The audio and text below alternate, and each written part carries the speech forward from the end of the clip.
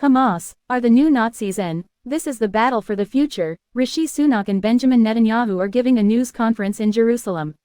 Mr. Netanyahu says Hamas are the new Nazis and the new ISIS, and this current war in the Middle East is a battle for the free world. We have two forces here. One is an act of evil led by Iran which want to bring the Middle East back to the Middle Ages, he says. The other force is a force of progress and humanity. The Israeli leader says this is his country's darkest hour, and it is the world's darkest hour. We want to stand together and we want to win, he adds. He says to Mr. Sunak that LS Rail needs the UK's support and unity across the board, adding that Hamas are the worst monsters on the planet. Mr. Sunak in response says he supports Israel's right to defend itself in line with international law, and go after Hamas.